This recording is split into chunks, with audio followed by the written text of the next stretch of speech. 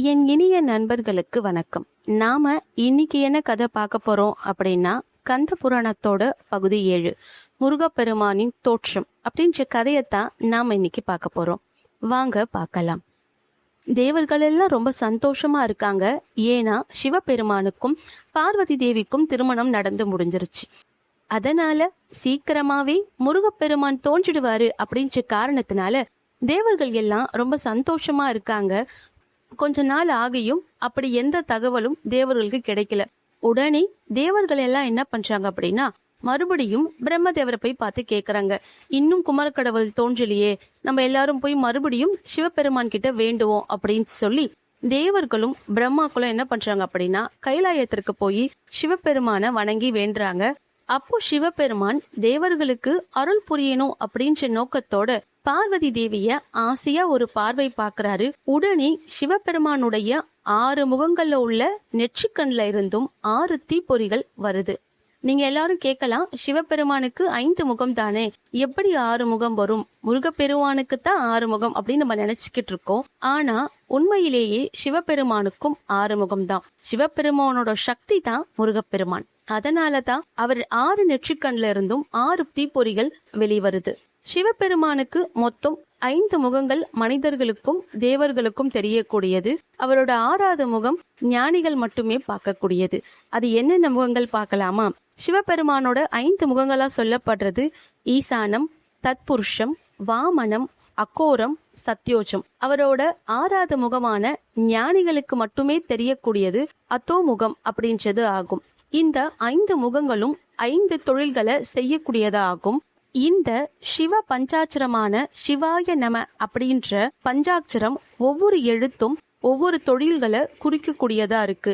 C அப்படின்றது சிவனையும், வா அப்படின்றது சக்தி ஆகிய அருளையும், யா அப்படின்றது உயிரையும், நா அப்படின்றது ஆணவத்தையும் அறியாமையையும், மா அப்படின்றது மாயையும் குறிக்கக்கூடியது. இதுல ஷி வா ய நம அப்படின்ற இந்த 5 எழுத்த சி வ அப்படின்னு எடுத்தோம்னா சிவனும் அருளும், யா அப்படின்றது நடுவுல இருக்கிற எழுத்து உயிர், ந ம அப்படின்றது நம்மளோட ஆணவமும் மாயையும். இதுல எந்த பக்கம் நம்ம சேரறோம் அப்படின்றது இந்த மந்திரத்தோட பொருளா இருக்கு. நம்ம சிவன் பக்கம் இந்த யா அப்படின்னு சேர்ந்துச்சுன்னா சிவனோட அருள் அடைவோம் அப்படின்னும், நம அப்படின்ற பக்கம் சேர்ந்தோம்னா நம்ம மறுபடியும் மாயையில விழுந்து மறுபடியும் பிறந்து இந்த உலகத்துல துன்பப்படுவோம் அப்படின்றத இந்த சிவாய நம அப்படின்ற பஞ்சாட்சர சொல் நமக்கு விளக்கிடுது. இப்படி சிவபெருமானோட 6 முகங்கள்ல இருந்து தோன்றிய 6 பொறிகளும் பெரும் தீஜ்வாலையா அங்க எல்லா பக்கமும் பரவுது. அதை பார்த்து தேவர்களும் ஏன் பார்வதி தேவி கூட பயந்து ஓடுறாங்க. நாங்க எங்களை காப்பாத்த சொல்லி கேட்டோமே பிரபு, இப்படி நீங்க எங்களுக்கு தீஜ்வாலையை அனுப்பி இங்க இருக்கிற எல்லாமே ரொம்ப வெப்பமா இருக்கே அப்படின்னு வேண்டுறாங்க. அப்போ சிவபெருமான் சொல்றாரு, நீங்க யாரும் பயப்பட தேவையில்ல. இந்த 6 முகங்கள் கொண்டவன் தான் குமரன், இவன் தான் உங்க வினைகள் எல்லாம் தீர்ப்பு வைப்பான் அப்படின்னு சொல்லி அந்த நெருப்பு பந்துகளை காற்றாரு சிவபெருமான். அந்த வெப்பத்தை அங்கிருந்து யாராலையுமே தாங்க முடியல.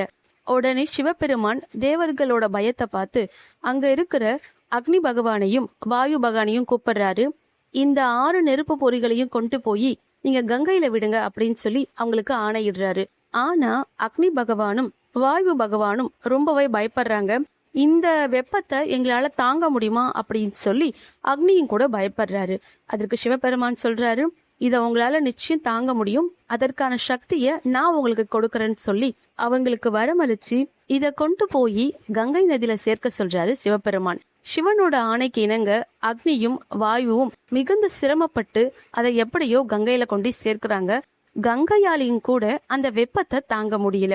உடனே அங்க இருந்த பிரம்மதேவர் சொல்றாரு, இத நீ போய் சரவண பொய்கை அப்படின்ற ஒரு நதியில சேர்த்துரு அப்படின்னு சொல்றாரு. அதற்கு கங்காதேவி கேக்குறாங்க, என்னாலேயே இந்த வெப்பத்தை தாங்க முடியல, அந்த சிறிய பொய்கை எப்படி இதை தாங்கும் அப்படின்னு கேக்குறாங்க. அதற்கு பிரம்மதேவர் சொல்றாரு, அந்த சரவண பொய்கை அப்படின்றது சாக்ஷாத் உமாதேவியோட சரீரம் தான் அப்படின்னு சொல்றாரு. எப்படின்னு கேட்கும் போது, ஒரு முறை பஸ்மாசுரன் அப்படின்ற ஒரு அரக்கன் சிவபெருமான் கிட்ட ஒரு வரம் வாங்கினான். அவன் யார் தலையில கை வைக்கிறானோ அவங்க அழிஞ்சு போயிடணும் அப்படின்ற வரத்தை அவன் வாங்கியிருந்தா. அதனால அந்த வரத்தை சோதிக்கிறதுக்காக சிவபெருமானோட தலையிலே கை வைக்க வந்தான். அப்போ சிவபெருமான் திடீர்னு அரூபமா மறைஞ்சிட்டாரு. திடீர்னு சிவபெருமான் மறைஞ்சதுனால அப்படியே அம்பாலும் உருகி ஒரு நதியா மாறிடுறாங்க. அந்த நதி தான் சரவண பொய்கை. அதனால சிவனோட ஜுவாலைய சக்தியால மட்டும் தான் தாங்க முடியும். இந்த ஜுவாலைய சரவண பொய்கையால தான் தாங்க முடியும்னு பிரம்மதேவர் சொல்ல, கங்கையும் அந்த சரவண பொய்கையில இருந்த 6 தாமரை மலர்களையும் அந்த பொறிகளை விடுறாங்க. 6 தீப்பொறிகளும் 6 குழந்தைகளா உருவம் பெறுது. அழகான வெள்ளை ரூபம் கொண்ட செவ்வல் குமரனா அழகுக்கு மறு உருவமா இருக்காங்க இந்த 6 குழந்தைகளும். 6 குழந்தைகளும் கார்த்திகை பெண்களால பாதுகாத்து வளர்க்கப்படுறாங்க. ஒவ்வொரு குழந்தையும் ஒவ்வொரு சேஷ்டை செய்து இதை கண்ட கார்த்திகை பெண்கள் ரொம்ப ஆனந்தமா அந்த 6 குழந்தைகளோட குழந்தை பருவத்தை ரசிச்சு வளர்த்து வராங்க.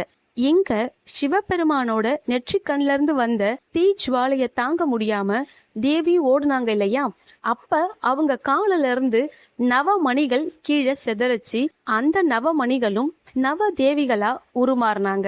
அந்த நவ தேவிகளும் ஆசையா சிவபெருமான பார்க்க அவரும் அந்த தேவிகளை பாக்குறாங்க. அந்த தேவிகள் உடனே கர்ப்பம் தரிக்கிறாங்க. இத பார்த்த பார்வதி தேவி ரொம்ப கோபம் அடையறாங்க. நீங்க என் கணவரை ஆசையா பார்த்த காரணத்தினால இந்த கர்ப்பம் வெளியே வராம நீங்க கர்ப்பவதியாவே இருங்க அப்படின்னு சொல்லி சாபம் விட்டுறாங்க பார்வதி தேவி. இதை கேட்ட தேவிகளும் ரொம்ப மனம் வருந்துறாங்க. அதனால பார்வதி தேவிக்கு பணிவிடை செய்து கைலாயத்திலேயே இருக்காங்க. ஆனா 10 மாத காலம் தாண்டியுமே குழந்தைகள் வெளியே வராம அவங்க கர்ப்பவதியா இருந்து ரொம்ப துன்பத்துக்கு உள்ளாகுறாங்க. அப்படி அவங்க அந்த கர்ப்பத்தை தாங்க முடியாம அவர்கள் உடல்ல இருந்து வேர்வை முத்து முத்தா வழியுது. அந்த வெப்பம் தாங்காம அவங்களுக்கு அம்மை உருமாறி ஒவ்வொரு கொப்பளங்களா வெடிக்குது. அப்படி வெடிச்ச ஒவ்வொரு கொப்பளங்கள்ல இருந்தும் லட்ச வீரர்கள் தோன்றுறாங்க. இத பார்த்த சிவபெருமான் பார்வதி தேவி கிட்ட சொல்றாரு, இந்த உலக நன்மைக்காக தோன்றியவர் தான் குமர கடவுள். அவருக்கு பக்கபலமா இருக்கணும்ன்ற காரணத்தினால வீரர்களும் சேனாதிபதிகளும் வேண்டும் இல்லையா, அதனாலதான் இவங்க கர்ப்பம் தரிச்சாங்க. அதனால நீ இவங்க மேல கோபம் கொள்ளாம இவங்க சாபத்தை விளக்கணும்னு சொல்லி தேவிக்கு விளக்கம் அளிக்கிறாரு சிவபெருமான். இதை கேட்ட தேவியும் கருணை உள்ளம் கொண்டு நீங்கள் பிரசவிக்கலான்னு அருள் பாலிக்கிறாங்க. உடனே 9 தேவிகளும் 9 குழந்தைய பிரசவிக்கிறாங்க. அப்படி அந்த 9 குழந்தைகள் சேனாதிபதிகளா விளங்குறாங்க.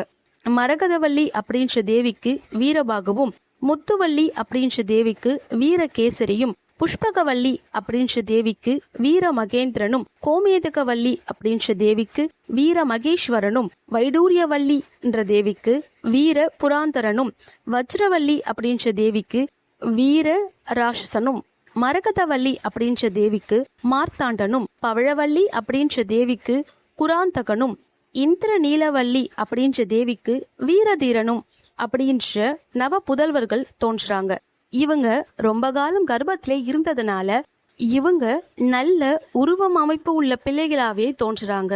இந்த 9 பேரும் இந்த லட்ச வீரர்களும் சிவபெருமான் கிட்டையும் பார்வதி தேவி கிட்டையும் ஆசை வாங்க வராங்க. சிவபெருமானும் பார்வதி தேவியும் அவங்களுக்கு ஆசை வழங்குறாங்க.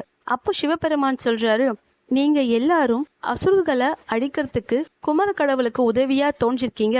அதனால உங்க தலைவனான ஆறுமுக பெருமானுக்கு பணிவிடை செய்து அவர் கூடயே பக்கபலமா இருந்து புகழடைவீங்க அப்படின்னு சொல்லி அவங்க எல்லாருக்கும் ஆசை வழங்குறாரு சிவபெருமான். அவங்க எல்லாரோடையும் சிவபெருமானும் பார்வதியும் கைலாயத்திலிருந்து சரவண பொய்கைக்கு புறப்படுறாங்க.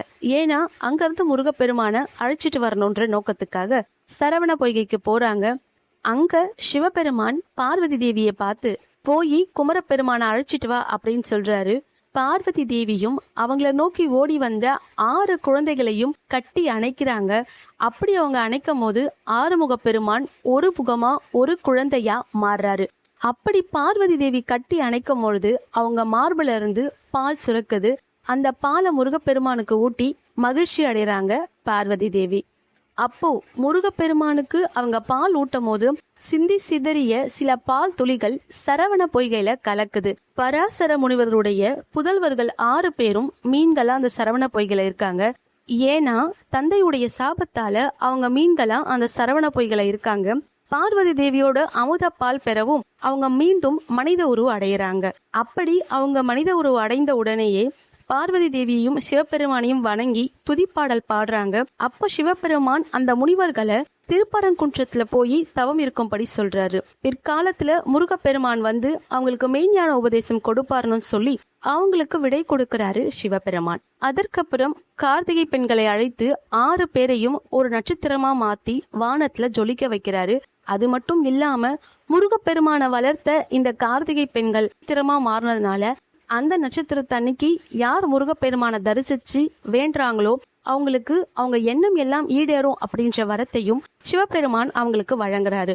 அதற்கப்புறம் சிவபெருமானும் பார்வதி தேவி மற்றும் குமர கடவுளோட கைலாயத்துக்கு திரும்புறாங்க. நன்றி. மீண்டும் அடுத்த பகுதியில் தொடரலாம். இதுபோல கதைகளை கேட்க எனது சேனலை சப்ஸ்கிரைப் செய்து கொள்ளவும்.